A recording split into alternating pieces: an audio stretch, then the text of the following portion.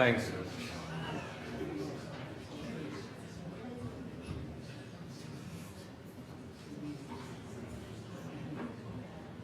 Peter Goadsby, and I'm Chairman of Ouch at the moment. I was asked to give an overview, you might say, of things that are happening in Cluster at the moment.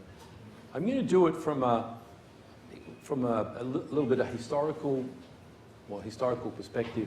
I wanted to illustrate things that you've seen already today, and I actually want to make the point of when Ouch first saw them. It'll give you some perspective of, I hope, some of the utility of coming to the conference. I think most of the utility is the interaction you have between yourselves. There's some utility in the interaction you have with the physicians, nursing staff that are here, and the companies. And then there's the lectures, which are probably the third in the utility. I'm fully aware of that. Cluster headache, Ouch is not that old as a society. As Anish said, Simon Bowell was the first organising person. And headache in general has been thought of as a bit of a graveyard area in neurology. I think that's changing. Certainly 25, 30 years ago, it was a graveyard area. The problem is that our colleagues think it's common like dirt, so they're not interested. Whereas those of us in headache think it's like dirt, like this dirt, which is actually from the moon, which is really interesting. And it's all a question of how you look at dirt. And I certainly think that this is exciting. I have to use relatively simple humour. I've not included any soft porn slides in my presentation. Yeah, I know. Nick's disappointed because I've done a lot of that political correctness training, which has never been successful. But I know I'm going to do a lot more if I show too many things that I shouldn't show. So I get these to move. No, and that way looks good. I know many people most of you don't like the term headache being involved in what you do, because headache seems trivial. And the cluster headache, by saying it almost demeans the problem. What can I say? It's the term of art. These are terms that have been used historically for cluster headache.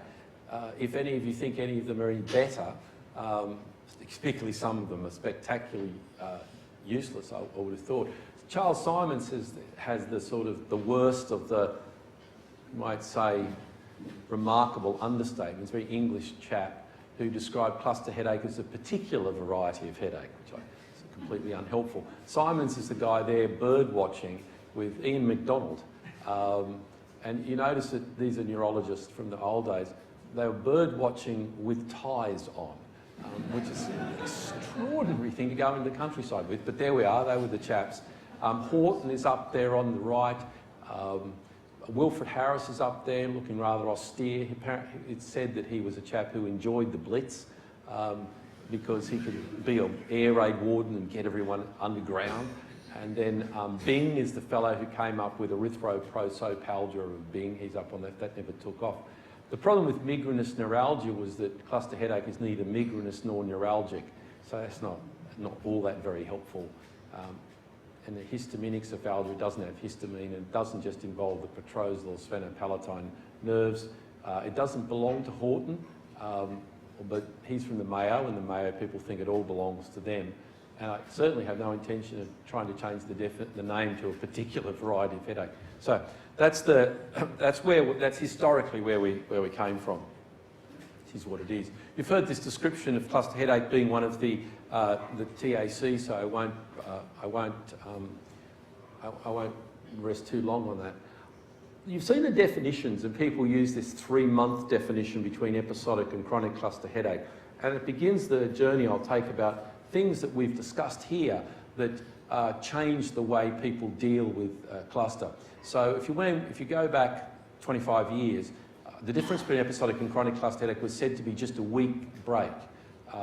A week off doesn't sound like very much at all. It's not much if you have a holiday, and it's a hell of a lot much if that's all you get in your cluster period. And so there was over the years, the classification of headache disorders has lengthened out the period that we require to truly regard something as episodic. Now, this number will be wrong. If you wanted to argue with it, I wouldn't die on a hill arguing with you about it. The reason that the system is maintained, some of this I want to explain why we do it, is that there is a fundamental difference between people whose attacks turn off for a period of time, spontaneously turn off, and those who are always at risk. And if you understood what's going on in the brain that turns them off, if you knew what the turning off was, or even if you knew what the turning on was, you could operationalise that. I live in a world where I think if you understood that, you could actually turn it off, because there's a biology there that does turn off. So the reason to maintain this definition, if for no other thing, is to try and understand what it is about the brain of someone with episodic cluster headache that allows it to turn off, because we'd all like to turn the condition off. And sadly, I may not see the understanding of that, but I do hope that, well, I'm sure it will happen, and I'd like to think I might see it, but I'm not stupid enough to think that it's likely, because that's what happens with time. But if the definition system irritates you from time to time, I'm with you on that. If the time irritates you, that's fine. But don't lose it, because understanding it ultimately is going to be the answer to curing, because turning off would be curing. I want to go back on a couple of other things. It's only 2003, so it's 20 years this year, that the National Health Service recognised the existence of cluster headache. Consider for a moment that in 2002, cluster was not listed in the British National Formulary.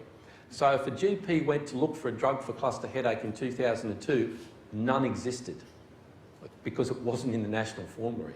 So your existence was not acknowledged by the system until March of 2003, and this was the first opportunity, our first conference in June of 2003, when we got the chance to show everyone. I just made a scan of the particular BNF, and I've kept it for the last 20 years. So it's things happen slowly. But imagine a world, when you go and talk to your GP now, they can look something up. Imagine a world where they looked it up and they found nothing. You didn't even exist.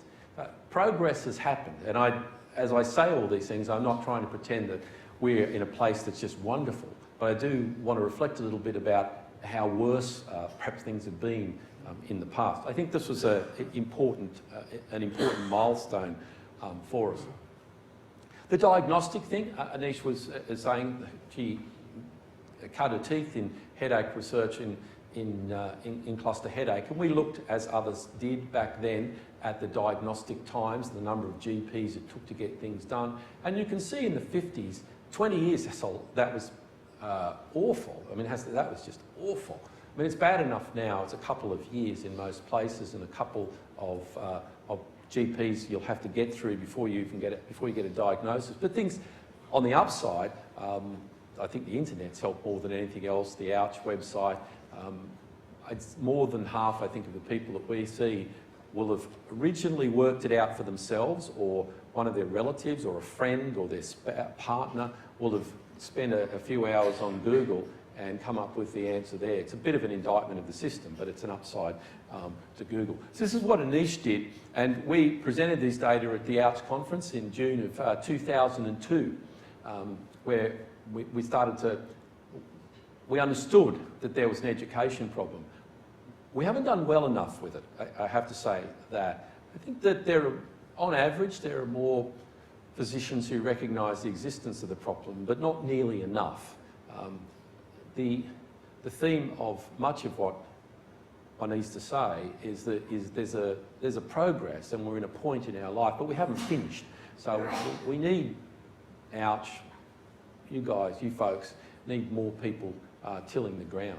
Now this is the latest thing. This is from the Danish Headache Centre, much the same sort of thing. It took longer. I mean, you could be worse. You could have lived in Denmark in the 50s, and it would take nearly 40 years to get a diagnosis. I mean, that's just that's nuts. I mean, but the Danes are a little bit slower than we were.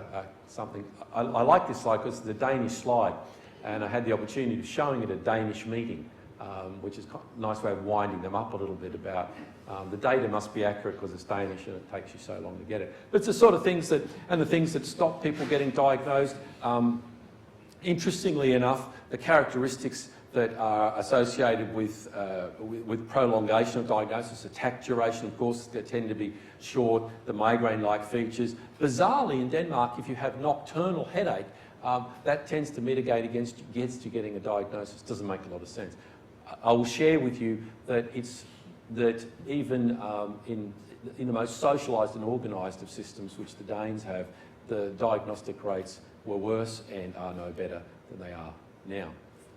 One of the other things that Anish did early on is we wanted to, and this work has always been done in collaboration with Ouch, and we presented this in June of 2002 to the Ouch conference. It was what happened to people, what their journey had been, and we were quite struck by how many people had been to dentists and had extractions, because as Vivek Mehta just said, if you're a carpenter, everything's a nail, you get a hammer out, and if you're a dentist, everything's teeth, and you get a drill out. And so tooth extraction, splinting, braces, filing. I can't imagine how unpleasant that is to have your teeth filed. And the max fax surgeons get in there and do things. That was about half of the patients. ENT people will wash things and do things because of the sniffliness and so forth, and then they'll find it doesn't work. And the eye people, of course, you go to an eye person, what are they going to do? They're going to give you glasses. That's what they do. The best people, and it's generally speaking true, the best people are the eye doctors, the ophthalmologists, who do nothing, almost invariably. And, you could sort of think, well, that's a bit silly, but actually that's very helpful.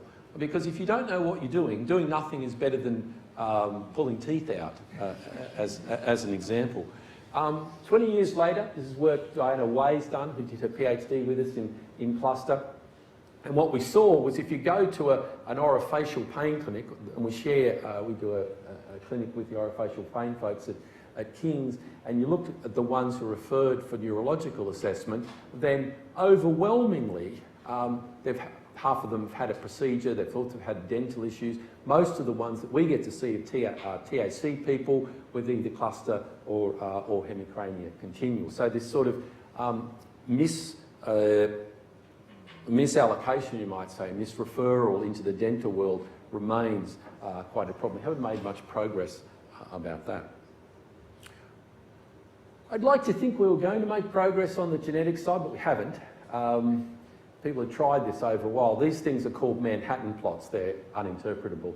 They just require... The idea is if there's lots of dots, it shows you there's something going on. So what's been done are what are called genome-wide association studies to try and work out if there's a particular gene that runs in people with cluster. Because you have to ask, I'm sure you do ask yourself the question, and I certainly ask the question of myself all the time in reference to cluster or any sort of headache. Why? Why? I mean, look around the room. You're a nice-looking bunch of people. Okay, there's a few people. Okay, pretty normal, as much as you might get on a bus, for example. But not exceptional. I don't mean in a bad way, but just like, why would you have cluster? Look around the room. You got no stamp on your heads, no particular thing. Why? Why does it come on? And why does it behave the way it does? Well, why does it come on? What's going on? What's your predisposition? In general, in medicine, we think when saying predisposition like that, it's code for saying we think there's something genetic. We can't find out what it is. And the genes, people haven't gotten very far. The best of these genome-wide association studies, which got the Netherlands and the Norwegians together, and basically the Swedish and the UK study, more or less showed the same thing. But you're only talking about estimating about 10% of the variance. So about 90% of what's going on is not explained yet. It's quite frustrating because if you're looking for cure, if you found a gene that was responsible for something, you would have a road to move forward. But we haven't seen that in the genetics business so far, which is a little bit disappointing. We hope to get a bit more of a handle on that through the work that eventually through the work that Helen was telling you about a little bit earlier on, by getting a large group of cluster with relatively homogeneous outcome in the sense that they'd all be people who use oxygen and so likely find it useful and maybe use that as a leg in to understand what it is about what the predisposition might be. We talked about sleep. We're interested in chronobiology. And one of our previous students, now a consultant with Guy's, who's particularly interested in headache and sleep, Alex Nesbitt, did work studying the chronobiology, so the variation on a 24-hour cycle, it's called circadian, and on the yearly cycle, a circannual cycle. This is why we put the cluster headache day on at a particular time of the year, because of this light-dark swapping. This is some Danish data. They looked at a large number of patients, looked at the timing of their attacks, which are pretty much, probably won't surprise you because they're when you have them, pretty much, and then the circannual variation. And we see that in clinic. We see the number of patients who will call us up to speak to us is around particular times of the year. I was really struck by the website hits. I was told yesterday in the trustees meeting that they're more during these particular same times, March for example. The number of people who join the society actually has some circannual variation because the episodic people are coming into and out of bouts. There's a whole lot of ways to looking at this, and the latest sort of thing to do is this what's called this infodemiology business, where on the right is a diagram that was made by looking at searches on Google and looking at the number of searches and the timing of the searches. And you see that's got a particular variation as well on a circannual basis. The genetic variance being useful in any way? There's some suggestion from the Swedes that perhaps they can map the tryptan variants. The variants would map responses to triptans, but the Danish say that doesn't work at all, and I think that we haven't got anywhere at all with that. In many ways, unless it was a really good test, it would be a really stupid test to tell people about. Because if I had a test that just said that would work, say 60% of the time, and the bean counters got a hold of it, what they do is they'd stop the other 40% having the treatment, even if they weren't sure that they weren't going to get a response. So for the moment, I think unless we have a really good test, I'd rather make sure that everyone with cluster got all the available treatments, and you work out what doesn't work for you rather than do a test that's unreliable, because you'll be 100% reliable. You'll work it out for yourself. I never struck a person with cluster who was crazy. Well, no, that's not true. That is not true. You know, I mean, there's variability in people. I've met a few people who are just little, okay. But what I mean is you don't use sumatriptan injections for entertainment. It's not like you get a high or anything like that. You use it because they work. You use oxygen because it works. You don't take verapamil for fun because of the side. If you don't do anything, none of this is fun. So the idea that somehow you're trying to leg it or swing the lead or something to get these prescriptions is so ridiculous. I can't even imagine why people think it. And that's why I don't think we should be very careful about this testing, any genetic-based testing, because it'll have, there'll be errors for sure. We talked about some of the treatments. I'll say about some of them, I want to point out some things that have failed. It's not like we've all been sitting on our hands and nothing's happened. We showed some years ago that octreotide, which is used for the treatment of acromegaly, for example, it manipulates a hormone, would be useful against placebo in a cluster headache. One of the companies tried to use their still on patent, longer acting somatostatin drug, somatostatin agonist, receptor agonist, pasireotide, in a randomised placebo-controlled trial. And so there's 5 of these receptors. Octreotide works at a couple of them. Pasireotide is more focused in the way it's of these receptors. Anyway, the study was done, and the result hasn't been published, but they put it on clinicaltrial.gov, and it was completely useless. And that's sort of disappointing. But on the other side of it, best to do something, study it, ask yourself the question if it's useful, and if it's not useful, just get rid of it. because there's no point giving people treatments that, that don't work. It's hard enough to fight to get the funders to pay for what works. It's a whole other thing to try and pollute the water otherwise. So things go on, and if you don't hear about them, the chances are that they just didn't work. But we'd always come back and report them when we had the opportunity to an ouch meeting. And I don't think we've had an ouch meeting since this study came out. We've heard a little bit about oxygen. It's a study I'm quite proud of. We first reported here. We did it in collaboration with Ouch. The company, BOC, was very good about that. They helped and provided us with the blinded cylinders, air and oxygen cylinders, and we were able to show this response. Anna Cohen was the first author. It was easier back then because people didn't really know so much about oxygen, so there were less people who'd had oxygen. It was a little bit easier logistically to run at some level. It took us about 3 years to do it. And we're quite proud of this study. It's the largest one that's been done in the world. It's the study that the American government used to license oxygen for cluster headache in the US. They haven't repeated it. Didn't see the need to. Very proud of that. And of course the study that the NHS used. It's an air and oxygen controlled trial. The reason that the NHS accepted this just almost like that in a meeting, I remember sitting in the meeting, I think it was Val Hobbs was sitting in the meeting with me, and they kind of looked, the fact that we had an air control, which is really well blinded, of course, because it's hard to tell whether you're sniffing air or sniffing oxygen. And we got this quite prominent response. It's difficult for payers then to say, not nice and so forth, to say that something doesn't work. They're then left with the problem of how they're going to do it rather than if they'll do it. And I think for all the new treatments we want, we need to always give payers, the only choice is the how choice, not the if choice. If you have good enough data, their problem is the how is how.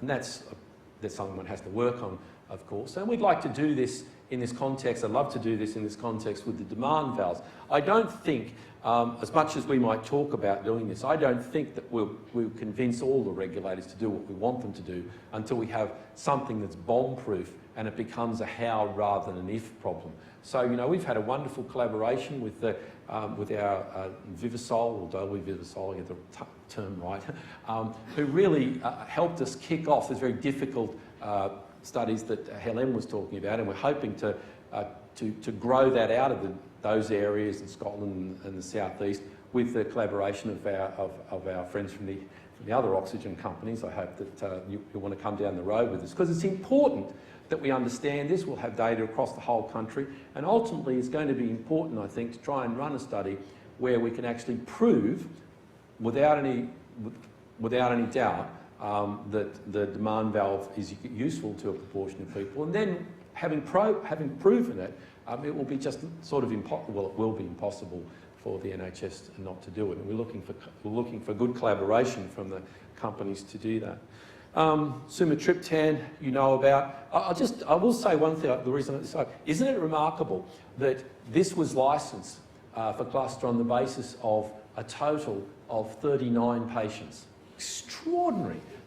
I mean, if I tried to get something licensed with 300 these days, people would think you were nuts. But this was the randomised controlled trial, and only 22 episodics and 17 chronic patients in this study got published in the New England Journal. The thing being, of course, that was so obvious at work that everyone went, okay. And I think the regulators, particularly the US regulators, are better tuned in than the Europeans about how rare cluster headache is. I'll come back to that for something silly.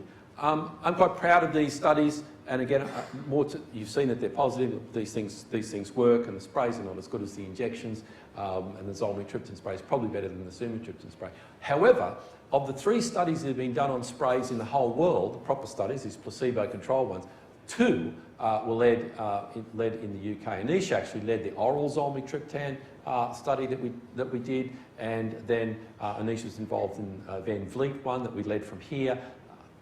From London, that is, and Elisabetta Cittadini led the zolmitriptan one, and then Rappaport just took the same protocol and repeated it in the US because they wanted to do it in the US. But the development of these medicines, these new therapies, has really been led by the UK. Again, vagal nerve stimulation. we're on to this at a very early stage. This is the new device, rather than the old device, but I've got the little logo covered to be politically correct, which is almost ridiculous, but there we are, being a good boy. And that you've seen the data Vivek Mehta showed you as well. Again, we presented this in Liverpool for our sins. We all had to go to Liverpool. Where's Colin? In May of 2011, because it's a theme that I will develop for you, that I think that if you're involved in these studies, that you're more interested in this than anyone, certainly in most people, certainly colleagues. So it's really important that we come back to meetings like this and feed back what actually happened, rather than just wait until it's published. And so we presented this now 10 years ago in 2011 at the May meeting. You heard some discussion about prednisolone. This is a new study that came out that our German colleagues did that showed that oral prednisolone worked in association with verapamil. It's quite remarkable that even until this, which is 2021, that there weren't really good oral steroid studies. Of course, there are problems using oral steroids because the effect wears off really quickly and all the things that Nick Silver mentioned. Interestingly enough, they used a 1-week endpoint, and I'll return to that for episodic to make that point. In 2007, in June 2007, we presented to the conference what would happen when we did an audit of verapamil. It wasn't really on people's dial until then. Shame on us, but probably because it was a big enough group that verapamil could have this effect on the heart. It has the constipation effect and leg swelling and all other wonderful things that happen. But this heart effect really didn't get on people's dial. One of the sort of index cases that drew it to our attention was shown up there is the delayed. So this thing called the PR interval, it's the way the heart pacemaker drives the heart, fires off and it drives the bottom part called the ventricle. And there's a little delay so that you push the blood into the ventricle and then it can push it around the body. If the delay gets too long, things don't work so well. This person, we got them on 960 milligrams and their PR interval was fine. And then they got, in the way it happens sometimes, they got lost to follow-up for a year.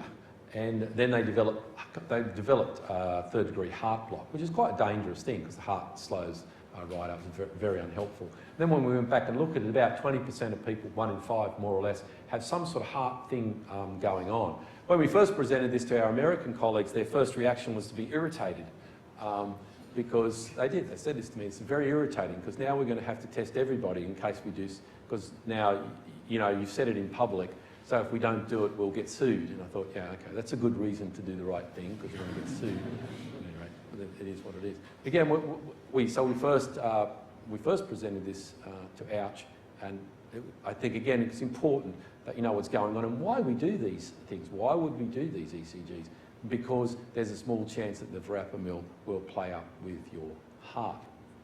Occipital nerve stimulation, as we mentioned, and splendid talk telling you everything about the detail of it. I'll just reflect on the fact that that was also first discussed at the Ouch meeting, and it was in June of 2007, where we presented our first group of patients with relatively intractable chronic cluster headache who we'd implanted with bilateral stimulators. The first person actually we implanted, this is Brian Burns, who is now a neurologist up north, so to speak. The first person actually was one of our past chairs, Mike Pollock, who got a one-sided electrode inserted, and then actually the attacks flipped to the other side, just totally ruined his day and absolutely ruined my summer, I have to say, when his son called me and said that, because he put the thing in, he was doing really well, and then I remember it was summer, I was sitting eating an ice cream, and I was thinking of throwing one of the police and myself, life in general, and his son rang me up and said, oh, Dad's just gone off to the hospital because he's had an attack on the other side. I thought, oh, God. And so in general terms, we don't do unilateral ones. No one does unilateral ones anymore. But we're quite proud that we presented this to Ouch, and this is, of course, the sort of latest thing. All those years later, this is the ICON study. These are the primary results. The problem with this, as Vivek Mehta said, with all of this, is the blinding thing. It's hard to blind something where it seems like you have to actually stimulate something to get a result, and that's been the difficulty all the way along to get acceptance of therapies by payers. There's a certain belief structure around stimulation that it should work, and I think the likelihood is that it does, but I don't know that. It's a great difficulty in proving it. And of course, the other thing about sticking metal in people and wires and so forth is that their body was not really designed for that, and so all the problems that you might come across. The latest iteration of that was the sphenopalatine ganglion stimulation. Again, we presented that at the Liverpool 2011, the first of those results. It took quite a while after that to get it all sorted out and eventually published. Works very well. Unfortunately, the company went into receivership and haven't evolved from receivership yet. Although what's called the IP, the intellectual property of to do this, is still held by this entity, and the actual study results are positive. If the company and registrable, even by the US FDA registrable, then they have a slightly higher standard than the Europeans or MHRA for registration of devices. If the company could come out of receivership with and have the IP, this is a really good way forward, and I don't give up on the idea. What's happening in the CGRPs? You know, sure, the CGRP story is slightly irritating at some level in cluster headache. So there's a study that the Danes did. They took people with cluster, they infused them with CGRP, calcitonin gene-related peptide, and they showed that if a person with episodic cluster headache was in a bout, they were highly likely to get a trigger an attack, 8 out of 9. When they were out of a bout, no triggering. I mean, and that's the thing. It's the same with nitroglycerin. It's the fantastic thing about cluster. Whatever you do to someone's head when they're out of a bout, you can't cause their cluster to activate. Whereas the chronic folks had activation, and the activation tracked about how many attacks they'd had in the previous month or so. 30 more attacks, 33 compared to 7 in those who didn't get trigger. So the more active the disease was, the more the CGRP mechanism seemed to be relevant to the chronic folks, which is an interesting outcome. It's a long time since we showed, Edmondson and I showed some effect of some change in CGRP in the head in patients with cluster headache that would respond to oxygen and sumatriptan but not respond to an opioid. Interesting enough, where you just dull the pain. You've got to do something to the actual disease. So it was interesting. These are the outcomes, the bottom graphs of the CGRP studies in cluster headache, at least that were done with galcanezumab. The one on your left is the episodic one, and the one on the right of the graph is the chronic one. And the first lesson from all of this is an unsurprising lesson, perhaps. You see that the two graphs, they converge on the episodics. And why would that happen? Well, because episodic bouts stop. It's what you'd expect. Look, it was difficult to explain that to the European Medicines Agency. They seem to think that the placebo, that there should be this persistent difference, but that's unbelievably uninsightful analysis of a condition.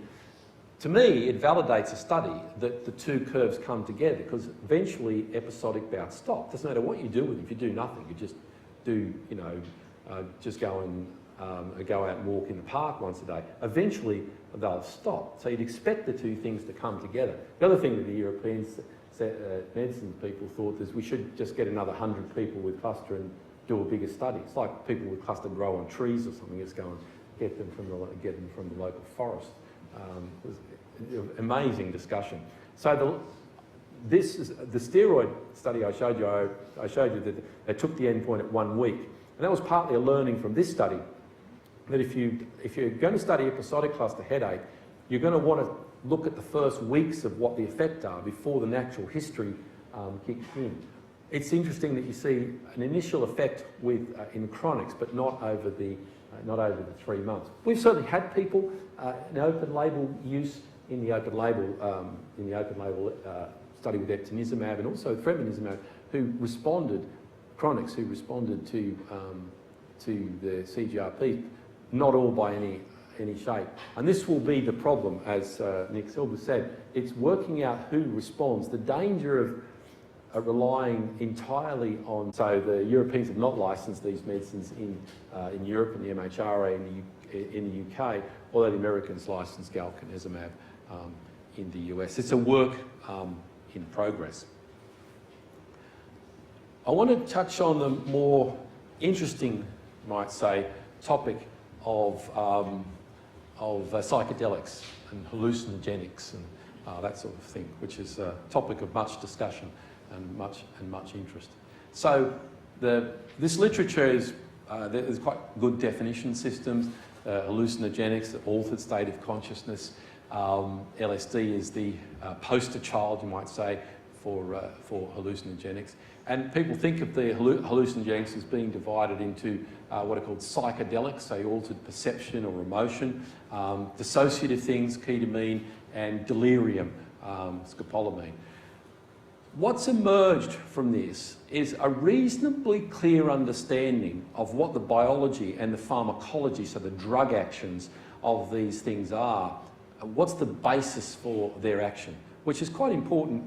If they're useful in cluster, and that doesn't surprise me for reasons I'll show you around the pictures I've got, the question then becomes why and how, so that one could understand how to move, how to do something, how to produce something that would have the desired effect without having any off-target effects. So one of the things that makes you think that these treatments ought to have some utility is the fact that methysergide is very useful medicine in cluster headache. Anyone who's in my age group would have prescribed it for people with cluster. I don't know if there's anyone in the room who ever had it. There are certainly many people around, physicians and patients around the world who lament the passage of methysergide. So one in the top right picture there, it's got those 4 little circles, and the 4 circly things are called, it's called tetracyclic because there's four circles, and it's called a tetracyclic ergoline. That's the sort of structure that they are. Methysergide is one of those. LSD is a tetracyclic ergoline. The bottom end of that, where there's 2 little circles, are indoles, and you see that psilocybin just takes its bit from the bottom, the structure is from the bottom of methysergide. And if you look on the bottom left, you see that sumatriptan takes this structure, the backbone structure is at the bottom of methysergide and shares something with psilocybin. Dihydrogodamine at the top on the left there has that, on the right side of that picture, has the 4 little circle things. And if you just flip them around in your head a bit, you can see that there's not a world of difference between methysergide and dihydrogodamine, and there's not a world of difference when you look at, what's the other one? Oh, bromo LSD, the bottom on the right there. See those 3, there's a 4 circles again, and then just turn it around. So, if you looked at the pharmacology and the structure, you wouldn't be surprised that some people are going to find these medicines useful. That wouldn't surprise anybody. The problems become a couple of problems. The first one is the ones with the four circles, these tetracyclic things. Some of them have an effect in the body through a receptor that's called the 2B receptor, to be or not to be receptor. Why was methysergide not available anymore? Because a proportion of people taking it got fibrosis, tissue growth around their kidney, in the heart valves, or in the lungs, that would cause them to either lose the kidney or need a valve replacement or something like, some dreadful thing like that. The kidney one was called retroperitoneal fibrosis, and every year in the medical, in the journals that would come out and tell you about Medical Defence Union, what naughtiness had happened in the previous year, you'd have some case of some poor person who'd been on methysergide for too long and they'd lost a kidney. Okay. So the reason that methysergide was stopped is not because it's a great drug, Not because it's a tetracyclic ergoline, not because some people get hallucinogenic or psychedelic effects from it.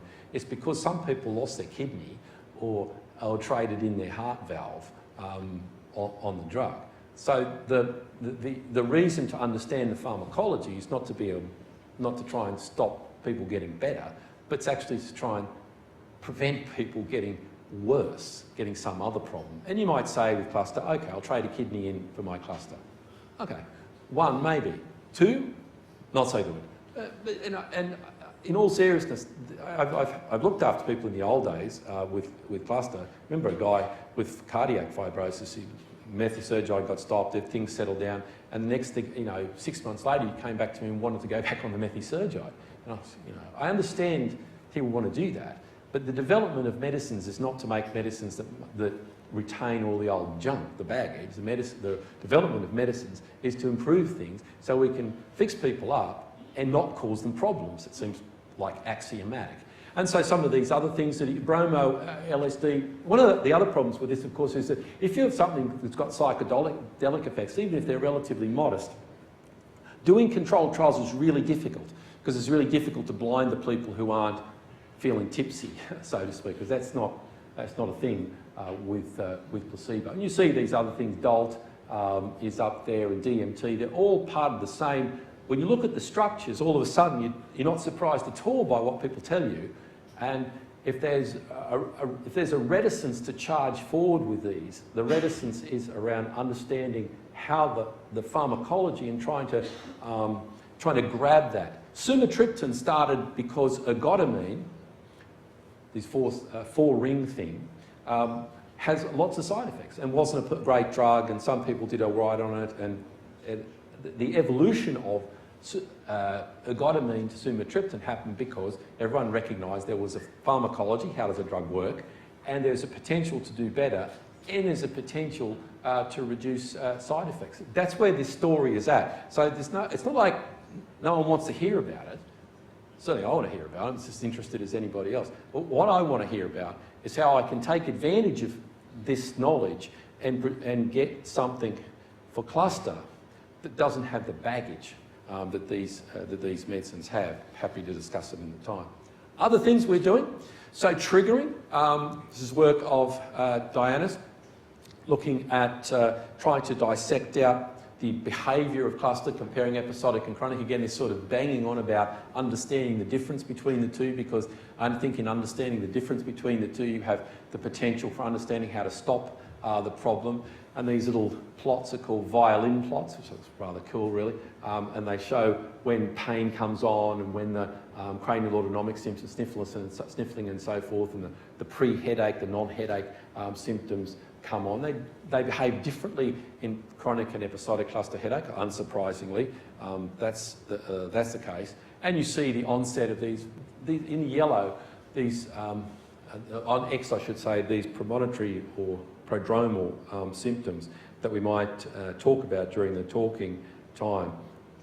They mark the brain getting ready for getting the attack started. I mean, they probably are part of the attack. And understanding where things start, understanding the beginning is always the way to understand stopping, because you don't really want to get any further than the beginning. You actually want to get before it. So we're quite interested in this symptomatology, and I'm going to hope to engage you in a little bit of discussion about it in a little while. Deep brain stimulation came out of this work, which we presented to the Ouch conference in June of 2002, well ahead of the game. This is Anish and Anna May in the Lancet study, and then Anna May and Anish in the VBM, the study on the right side that showed this area in the brain.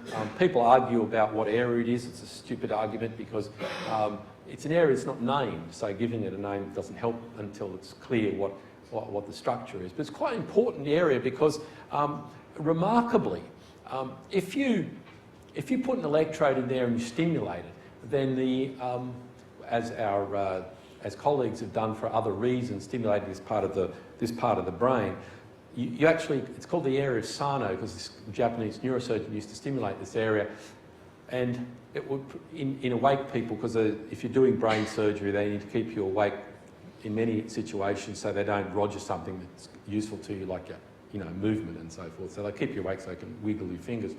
And if you stimulate this area in a person who people are awake, they become restless and agitated and want to move about. Restless, agitated and want to move about. And it's remarkable to think that this area, when you feel that sense that you're just antsy and you've got to do something and move about and say, well, that we have actually a good idea of which part of the brain does that to you. It's not like you're crazy or weirder than anybody else you're going to run into on the bus. It's your brain's driving you to do that. And understanding that, it's pretty cool to think you could understand a feeling like that, understand a motivation to do something.